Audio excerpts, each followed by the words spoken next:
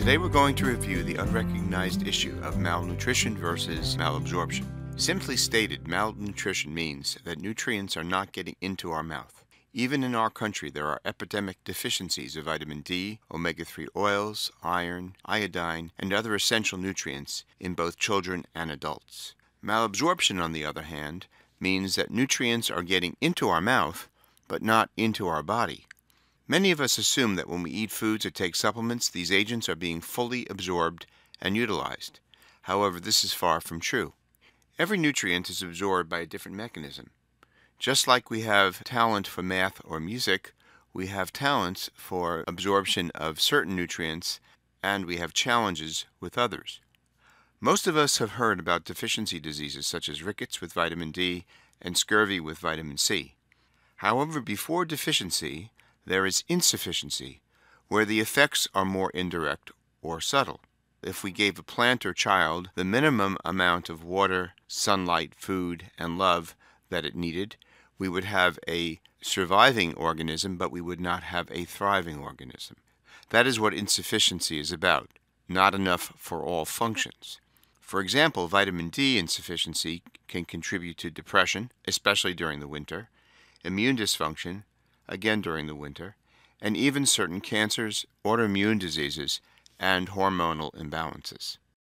Malnutrition is a leading cause of insufficiency. The foods just don't have the nutrients. Malabsorption can also lead to insufficiency and deficiency. If you are malnourishing, that can by itself cause a malabsorption, which further leads to insufficiency and deficiency. Once we are deficient, that promotes further malabsorption because certain nutrients are essential for proper gut function.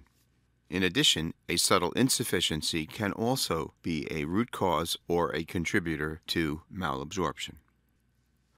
We're going to here extend the definition of malnutrition not just to foods that are deficient, but also foods that have known toxins in them. This includes commercial foods, which are both deficient and toxic. Soil depletion contributes to the commercial foods being depleted, and unfortunately, this is true, though less so, of organic foods as well, since organic fertilizer is still an early science. Many of our foods have antibiotics in them and other chemicals that kill off the good bacteria in our gut, and most commercial beef, pork, chickens, and fish are poorly processed and highly manipulated, including the new GMO fish that, by law, are not allowed to be labeled in Pennsylvania.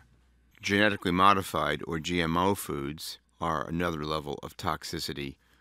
The causes of malabsorption include eating inflammatory or allergic foods, having leaky gut syndrome, which is a more advanced case of inflammatory reaction, lack of stomach acid and or enzymes, dysbiosis or imbalance in the ecology in the gut, which may be at a level of infection or just at a level of overgrowth, which includes SIBO or small intestinal bacterial overgrowth and Candida overgrowth as well.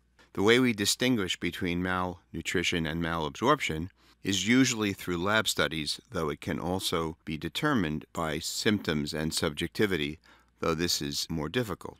In the first set of labs, we detect low levels of certain nutrients.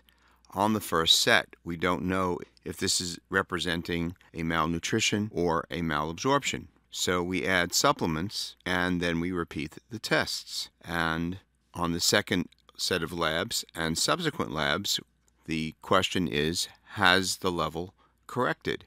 If the answer is yes, then we conclude that this is malnutrition, and then we continue to supplement and adjust levels based on lab tests until we find the optimal level of supplementation. For most nutrients, it is a matter of malnutrition and is relatively easily corrected. However, there are a number of nutrients that tend to stay the same or even go down with supplementation.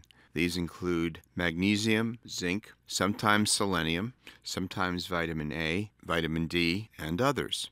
When we see the level not increase despite supplementation, then we conclude that there is malabsorption, and that leads us to look for the root cause of the malabsorption. We then use repeat labs and again symptoms to guide us about whether we are identifying and properly addressing root cause issues. There are associated videos on GI strategies, stomach acid, searching for the root cause, data points over time, and others. Thank you.